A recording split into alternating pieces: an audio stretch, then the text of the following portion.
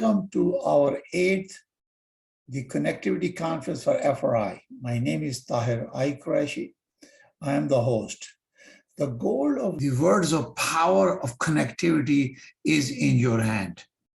Fellow of Realty Institute of Canada is a designation of the Realty Institute of Canada, a prestigious institute that produces mentors, educators, and industry leaders since 1955 in various fields related to real estate property management. My goal is to ignite the spirit of connectivity and cooperation among my fellow Real Institute of Canada. More confidence to make referrals to our clients to FRI across Canada.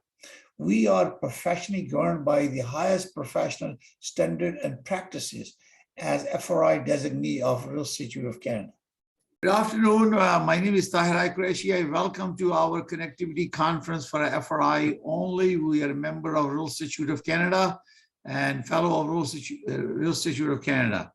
So I'm going to do a small presentation. I welcome you, John, Gerald, Ken. So before I do the presentation, I want a 1-minute presentation. Just introduce yourself, John. John Bowen with Realty Executives in Toronto. Been a member of REIC for too long to remember. FRI as well as Certified Property Manager. Gerald.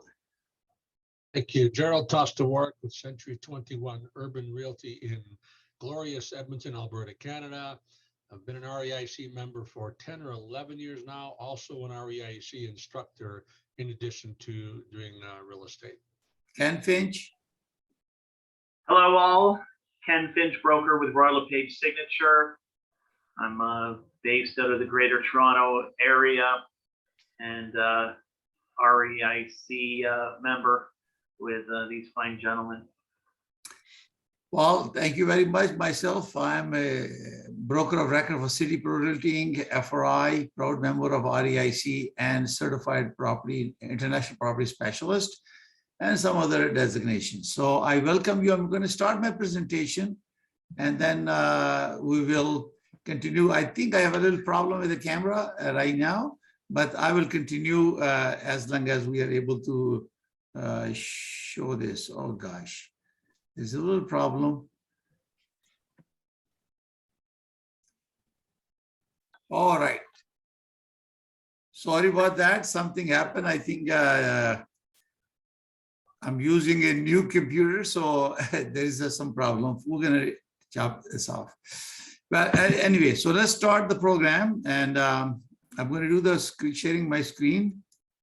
I hope that it doesn't happen again. And here you go. So we're going to start from here at the beginning. Again, welcome to our 8th Connectivity Conference.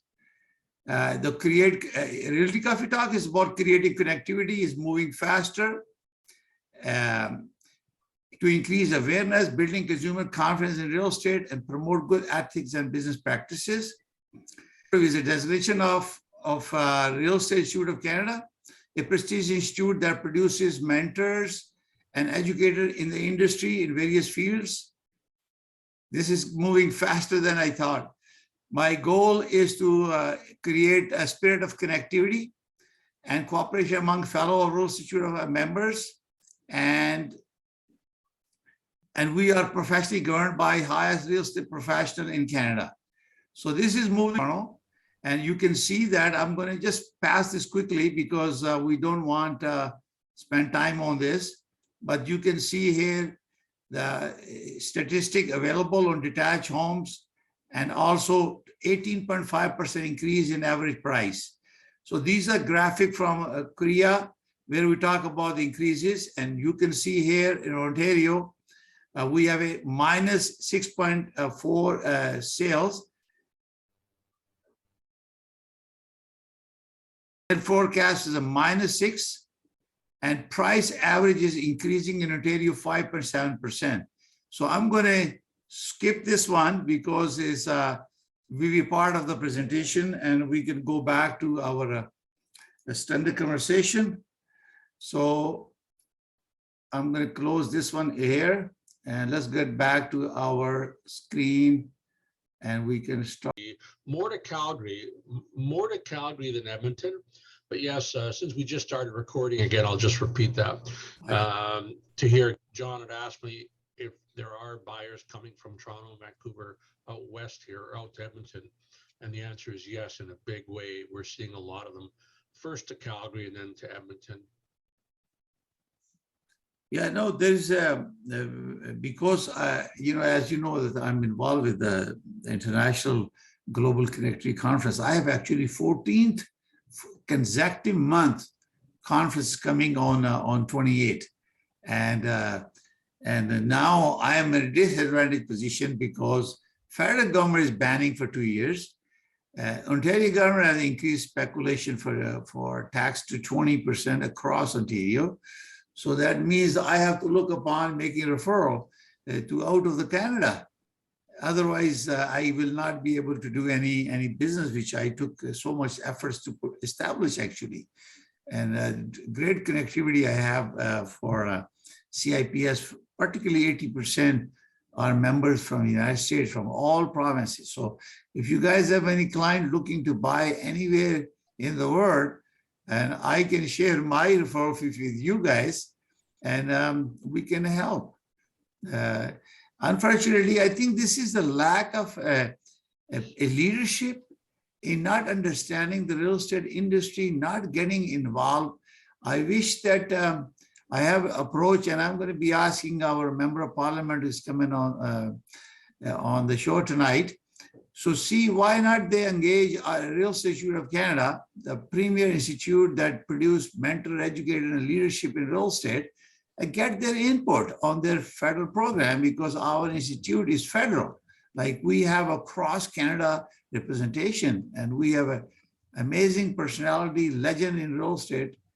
So John, since you are a director of also national as well as Toronto, where do you see that how actively REIC is kind of involved or willing to cooperate? Well, we're not really a lobbying group like or RIA is, or the Canadian Real Estate Association. As you know, it's more for education and designations. But I just thought of another question that you may want to pose to your guests tonight. If I recall correctly, I just wanted to confirm this with under that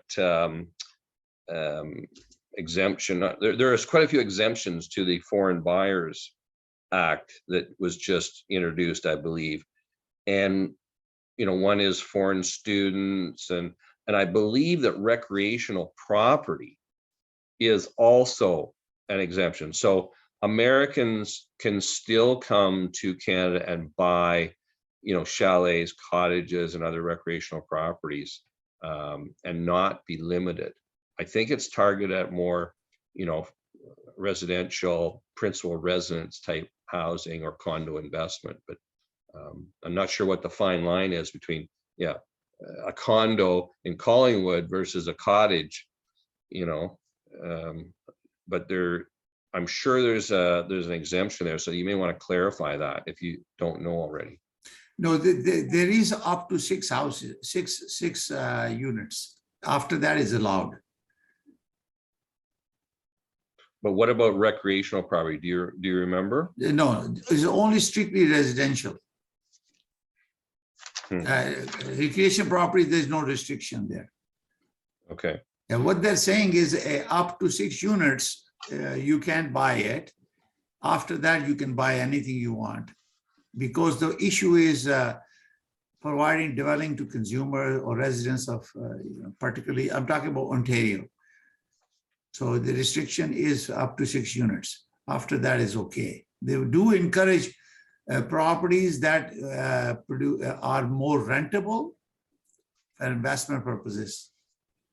So it's more affordable housing available to the people who can buy it, at least they Right. can rent it. You mentioned some of the Ontario sales stats with sales down, you know, prices up. I'm just going to share some numbers from Cottage Country which are pretty staggering compared to even Toronto, Vancouver.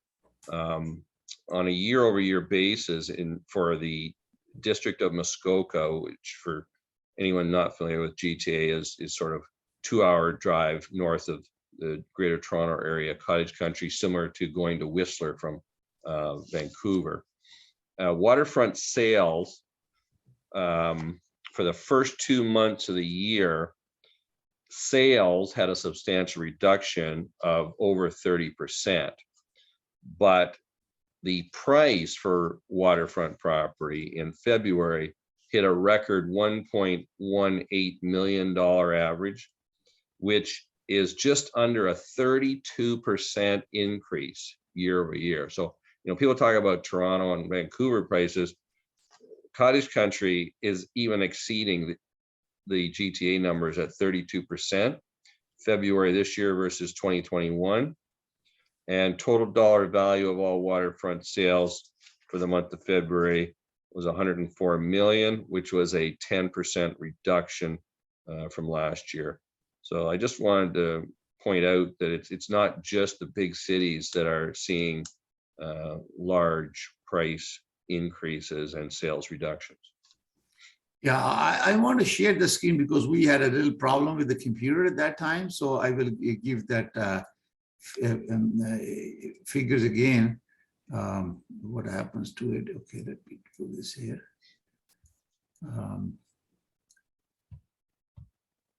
I'm not going to run slide, but I'm going to just show that figures here. You can see that let me move this down.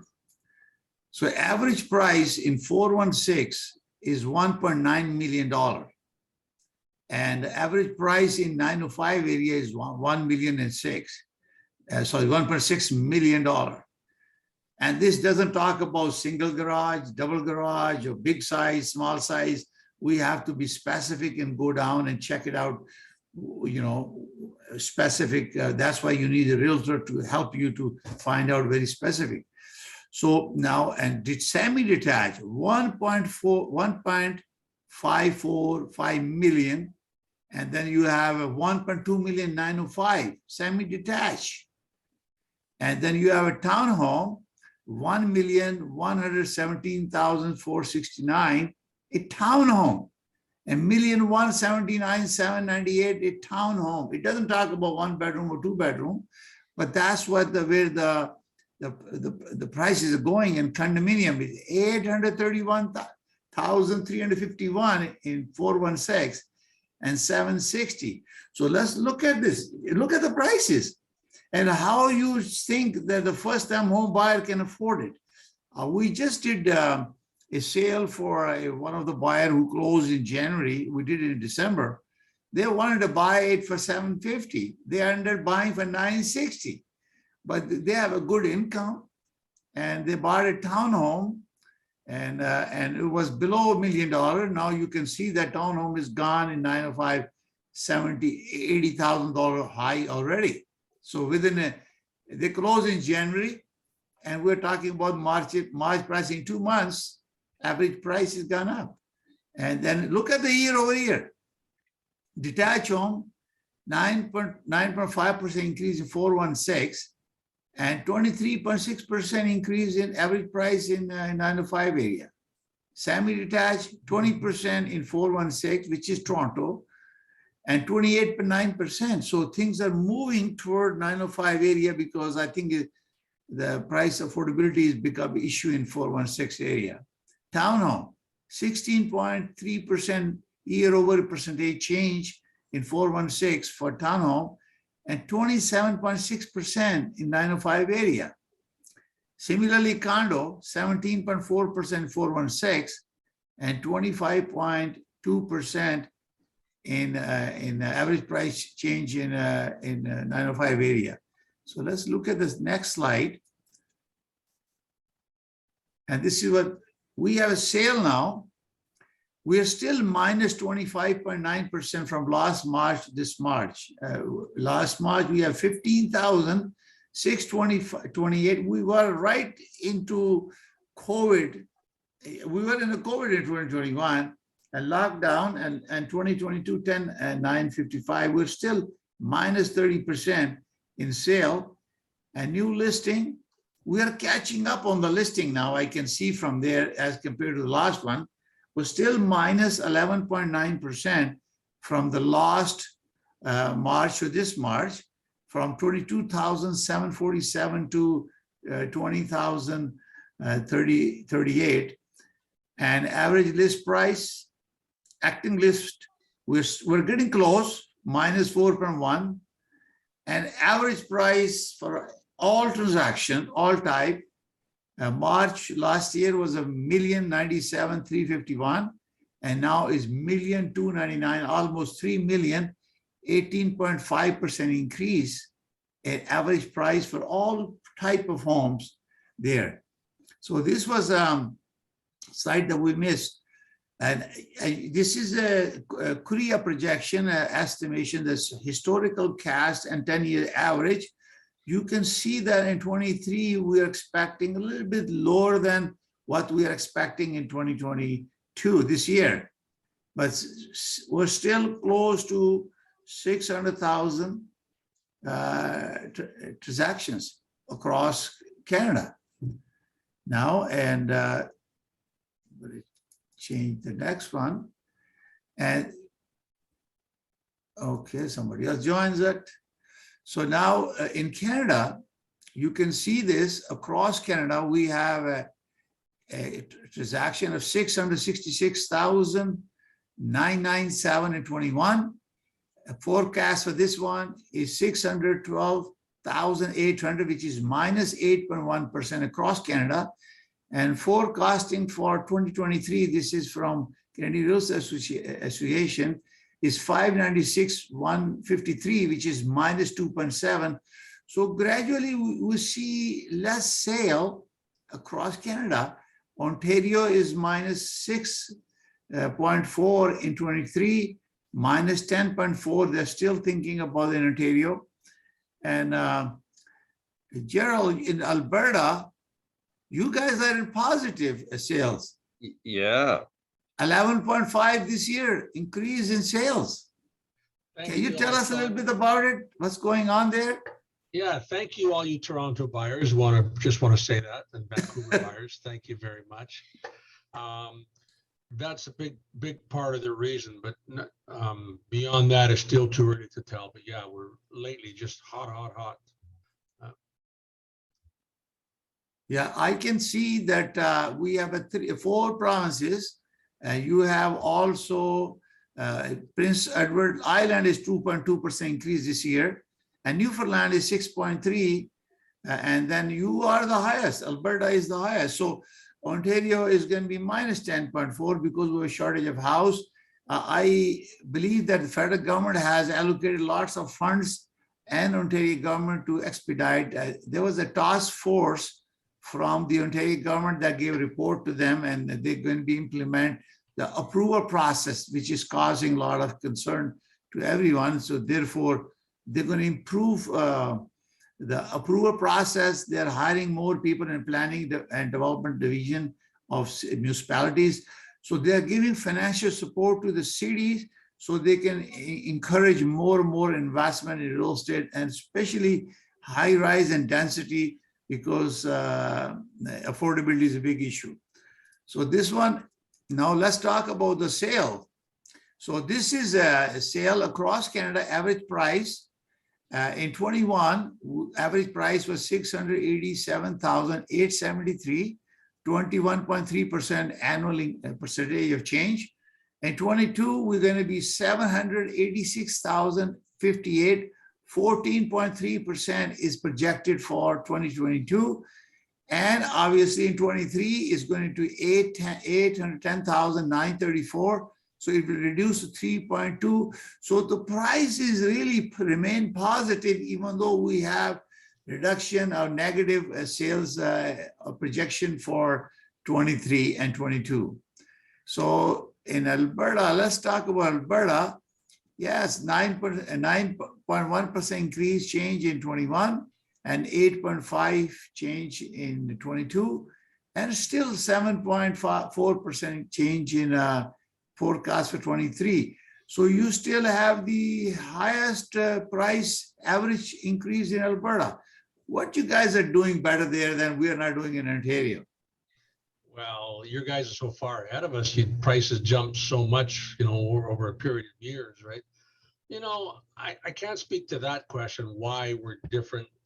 I don't know your markets well enough, but our market and every market's experiencing some degrees of the same factors. It's very complicated, but obviously construction costs are skyrocketing with the supply chain disruptions. Now the war, Russia attacking Ukraine, go Ukraine, kick some butt.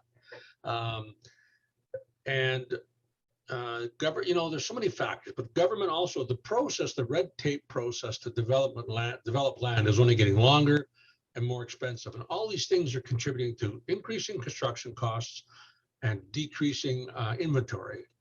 And every region is having it's reflecting somewhat different, but that's kind of what's happening on our end of things. Yeah.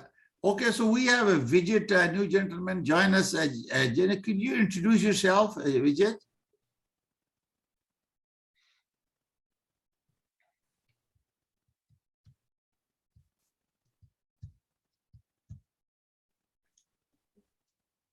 Vijay, are you there? Oh, hi. Can you tell us where are you, which city are you in? You are FRI? Actually, I'm in Mississauga. It's Toronto virtually. Yeah, I'm operating in Toronto, even York areas. Okay, Some areas, yeah. So are you an FRI? Yeah, FRI, yeah. So when did you become FRI? Oh, like 7-8 years ago. Fantastic. So I think, John, you can brief us about the program that's happening to make sure the widget is active and join our board meetings and also volunteer if you'd like to. Thank you, Tahir. Yeah, I would like to invite Vijit out to our annual general meeting and a seminar presentation by Cushman and Wakefield that's taking place next week, Wednesday, April the 20th. So did you receive that flyer with information, Vijit? I'm not sure.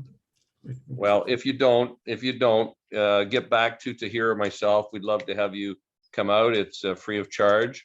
And that's one of the types of programs that we offer to the Toronto chapter members is educational seminars, behind the scene building tours, and something called our Industry Leader Speaker Series with the president or CEO of a major corporate real estate company. Right. Oh, where is that email from? What is the email address that you sent? It would have come from REIC Toronto chapter. Oh, REIC Toronto chapter. Yeah, I'm getting an email from REIC Toronto chapter. Okay, fantastic. So yeah, there's something like that. Yeah. So your ticket for REIC Toronto chapter annual general meeting is, that email is there. well, excellent. We would hope to see you come out and see you face to face. We're anxious to meet some people after hiding in our basements for 3 years. Right. So Wednesday, 20th April from 8 a.m. to 10:30. Right? Yep. Yes. Vijay, we also have a FRI connectivity group on Facebook. You should please join it. And if you are on Facebook, you can be friend with us. So you can just go to FRI network group on Facebook. You can join there. We also have a REIC Connect, which is national connectivity platform for Facebook. So you can join that. You can also join LinkedIn also. And we have a tremendous experience and knowledge and power of legend people who are a member of REIC and fellow for the last so many years. And they exchange views and we rub off some knowledge and experience from them and learn from them, right? So I joined FRI's REIC in 2016, and really it helped open up my mind and how powerful it is to I also use- joined in 2015 or 16, I think. Sorry? I also joined in 2015 or 16. Oh, fantastic. So So maybe 13. we'd like to see you more connectivity. We have lots of programs. Sometimes we have a tour. John, take us to the boat sometime. You know, we have so many activity. We go to basketball game just to get and connect, and part of our REIC Toronto chapter programs and to make sure that you remain connected. Do you know any other FRI that you know and who can join us?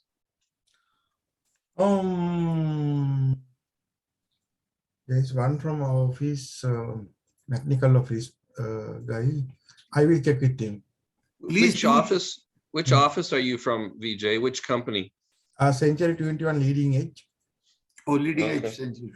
Leading edge, Oh, we have Century 9 21. branches. So you're also from that. Yeah.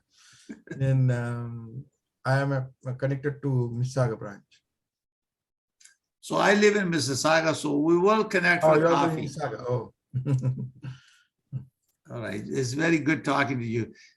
If you want to share any information, your experience about REIC and fellowship, please feel free to speak if you want to speak, because we encourage our new members who are members, they're joining Realty Coffee Talk and these conferences to share their knowledge and experience with us. Actually, I saw this meeting link all of a sudden, then I just clicked. So well, the only 4 members in the meeting at the moment?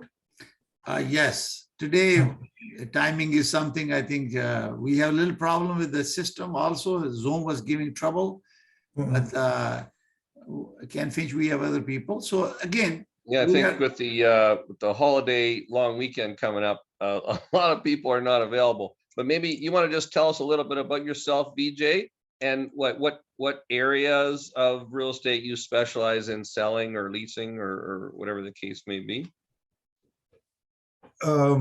Actually, I am more in selling and buying than leasing. Yeah. okay. Are you doing residential or commercial? More residential, some commercial once in a way. But most REIC members, they deal with big buildings in downtown Toronto and leasing and things like that, right? No, that's what you're thinking of is the property managers who Yeah, are property managers, yeah. members of, IROM and REIC, but there's a lot, over 50% of our members are involved in residential real estate. Oh, yeah. Well, whoever I am, I came to some meetings, maybe 4 or 5 years ago. At that time, most of them are actually doing property management. Whoever I met, only few in the committee who are doing sales and purchasing and things like that.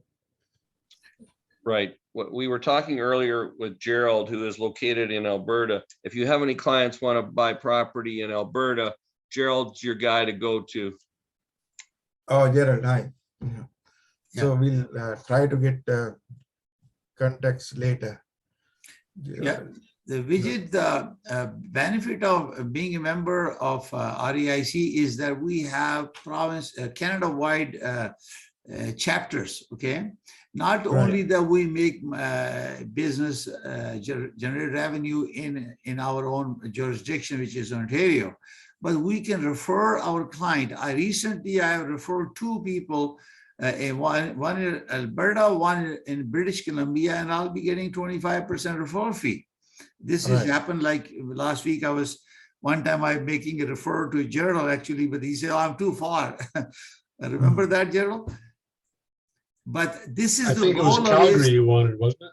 Yeah, so I found somebody who can provide that. So idea is that there are CPM, there are many designations we have. So having to work with the FRI is a complete solution for any problem. If they need to do any type of reporting and management and assessments and appraisals, lots of members are there and they have expertise, and we can cooperate and make a referral and make small money, And that's why we have advantage that we can connect. We don't let a client go. Somebody say, I want to go to Edmonton. And I said, no, I'm sorry, I can't help. No, I got a Gerald there who's going to look after you. And I said, yes, we can help you. Same thing is John. He's specialized in cottage, I believe now. John? Yeah, I was going to expand on what you were talking about earlier, and I'll give you an example about cottage country real estate. For recreational properties, and I got a number of people looking to buy, and it's just extremely difficult with the lack of listings, very little supply, and a few are going to keep looking, but one has basically said he's given up with with 30% increases over the last year. They also have a condo in Florida, and instead of going north to rent or buy in up north, they've decided to go to Florida in the summer as well as the winter, and they already have a place, so why not make use of it? Because I think Gerald and I are been around long enough to know that prices can't keep going up 30% a year. I was very actively involved in 1987 through 1989 when prices were going up 40% per year. And we all know what happened after 1990. And I'm not predicting a crash by any means, but there's just got to be a leveling out. It just can't go 25, 35% every single year. Yeah, it's really going beyond the reach of, and it's become a new challenge. And that's why the Ontario government have this task force in Ontario, because they're going to election now. And as you know, election is big issue, and they want to make sure that give some leeway, because it's going to reflect on their performance. Because if people can afford to buy a home, and which is very essential for anyone's sheltering their family, big issue. I think it's going to be interesting to see how our election will happen in the province of Ontario, and also the municipalities, how they're improving their processes for approval. The government is giving them lots of funding. I think the Toronto Council has put together a team of 10 people, I believe, and they are recruiting more in planning and development, and the government of Ontario government is giving them lots of funding, actually, in millions of dollars to approve, so the expedite approval development process. So any knowledge on that? I don't know, sorry. Yeah, I read about it, that the mayor of Toronto is really focused on recruiting more people. So he's creating an employment opportunity, permanent staff in the planning and development. And they're going to be improving and looking to see how they can digitize the process, transform their approval process to expedite, and looking at lowering a little bit on terms of public hearing, because the lots of time when they are doing a development, even in Mississauga, and the council will announce and public input comes in, people object to the high-rise building, thing like that. So Ontario government is also planning to reduce that interferences so they can move on with building more housing, and mostly high-rise, their focus is. So, so I'm hoping that this conversation about reducing federal government, if you guys, if you can continue, I will look at the number. John, I'm going to text you guys the number. I believe is 647. If you allow me, I can share the screen and see number there. But 647, I believe, number. Let me see. I can share the screen and see if I can find that the number for you to call. One of my Realty Coffee Talk program, they have, you can show this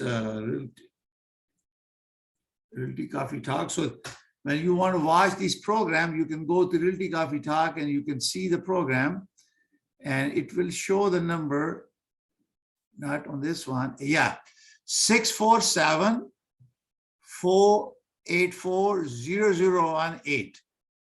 647-484-0018. And a member of parliament is Richie Valdez of Streetsville. She will be live, so you can call this number, ask directly any question you want. Okay. And when we were talking about affordable, this is a ban foreign buyers and crackdown on speculation. This is where 2 years bans is coming, and the flipping for 12 months. Normally, when you are doing a speculation, they don't flip right away. They will hold the property for at least more than a year to see the growth.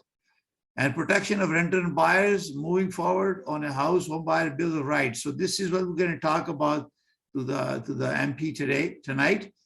Insurance housing is available for Canadians, not big corporations. So their focus is ownership, and this will help Canadians buy their property. This is what I was talking about, introducing a tax-free home saving accounts to allow prospective first-time home buyers save up to $40,000 toward the first-time home buyer. So when someone is buying first-time home buyer, they can use these funds now. And they're also doubling the first-time home buyer tax credit to provide more support for Canadians buying the first home. Supporting rent to own, this is, I have to explore a little bit. I used to have a few connections, but I don't have it now. And we have to explore that and build more homes. So 10 years, they want to double the rate of construction over 10 years. But the problem is we have now, if you look at this, our immigration is increasing. We have over 400,000 people coming this year. We have a shortage of 45 to 55,000 across Canada based on CMHC forecast. And then we thought there was immigrant in Hong Kong, almost not immigrant, Canadian with the Canadian passport, about 60,000 there. They were planning to come back here. So that was going to create lots of shortage issue. How can we expedite this construction? What can we do? John, any input? I don't think the government can do, I don't think the federal government can do very much. I think it's a lot of promise, but not much in delivery. Like, let's face it, the municipalities have more control over development than anyone else, at least in Ontario. Gerald could speak to Alberta, but and the Ontario government obviously has some control over the Planning Act and other things like that. But it all comes down to cutting the red tape with the municipalities, and hopefully the other two levels of government can assist in that regard. I agree with you. And I have, in my last 2 years episode that I have on live, I encourage the federal government to invest in a fast train and track across like 401, 403, across to London, all the way to Windsor and Ottawa, fast train. So people can, 20 minutes, 30 minutes, they can come to Toronto, do business and go back home. And also build the small towns on that 401 corridor. That way it will increase. And it, as you can see, the sale projection that we've shown today, 905 area, you can see that growth is automatically, economy is forcing them, because affordability is an issue. So it's forcing them to go out of the big urban cities. So that's where I see that more growth should be coming, because we're saturated. We don't have a land in Mississauga, for example, or probably Toronto as well. Any? John? I'll let Gerald comment here further if he's got something. Yes, John? Like, I can't comment on, obviously, on Ontario specifically, but I think, you know, to take Tahir's question and to expand it incredibly, I'm like government, I expand my authority. I don't think there's anything anybody can do to get houses on the market quick. There's so many, our economy, there's so many factors involved in any economy, and there's so many major factors involved right now. There's so many huge moving parts. We've got government deficits of all-time high. We've got government bureaucracy at all-time highs.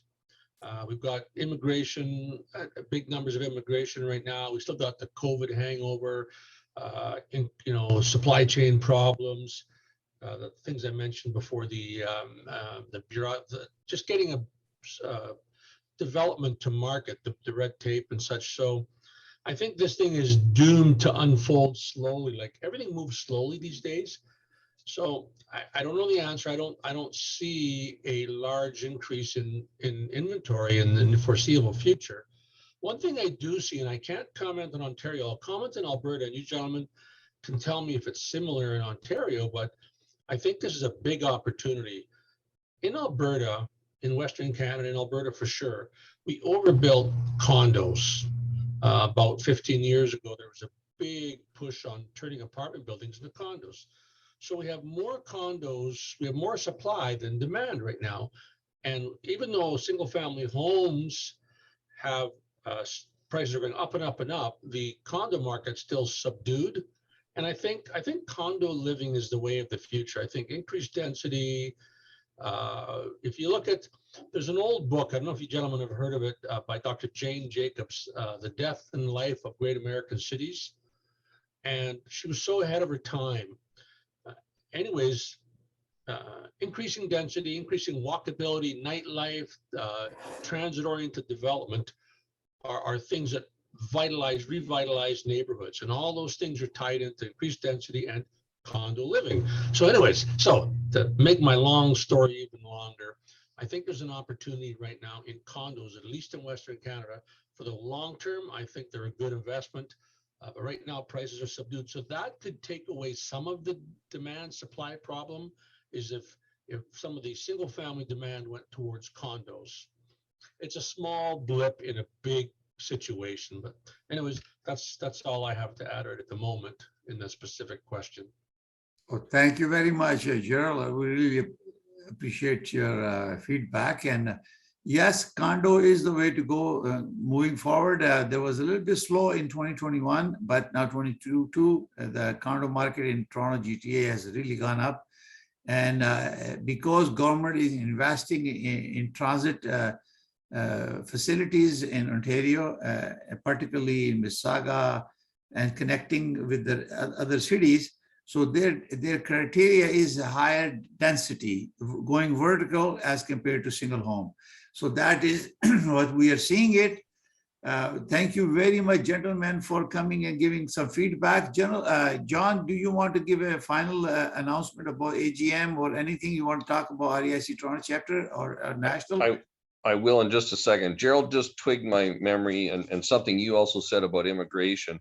I think that is where the government can help there's a huge shortage of tradespeople. And so even if they got the land to build more housing, there isn't enough qualified tradespeople to build them. And I would suggest that's where the federal government should concentrate their efforts to bring in more people that can assist with construction, et cetera, because we're in big trouble with nobody's going into trades anymore. And lastly, thank you for the opportunity for me to just outline again that the Toronto chapter annual general meeting is taking place Wednesday, April 20th, starting at 8 o'clock in the morning for breakfast. We'll have the AGM, and then we have a speaker, or a panel of 3 speakers on workplace solutions, and back to the workplace and how they're finding that in some of the companies that Cushman and Wakefield deal with. So thanks for the opportunity to hear, and pass it back to you. Thank you very much. We're looking forward to our AGM for Toronto chapter, and great institution. Viewers, if you're watching our connectivity conference for FRI, please reach out to reic.ca and find out where you can fit into acquiring this FRI designation or CPM designation or other program we have. Real Estate Institute of Canada is a premium institution that educate and produce industry leaders across Canada. And you can see that and appreciate it. That many organizations, the top presidents are all FRIs. And even your TRAB, you talk about other real estate, Mississauga board, and other real estate institutions. They're all leaders are in real estate industries are FRIs. So you will be learn a lot about visiting reic.ca. If you have any question, you can reach out to me, John, Gerald, anyone, and we can help you to guide you to enter into the program. Thank you very much for watching. And this program will be recorded and we will be shared on Realty Coffee Talk. Please subscribe my YouTube channel so you can get to see many other programs. We have more than 250 episodes on realtycoffeetalk.com. Thank you for watching. We'll see you next time when we schedule our next the connectivity conference FRI. Thank you, gentlemen. Have a good day. Bye for now.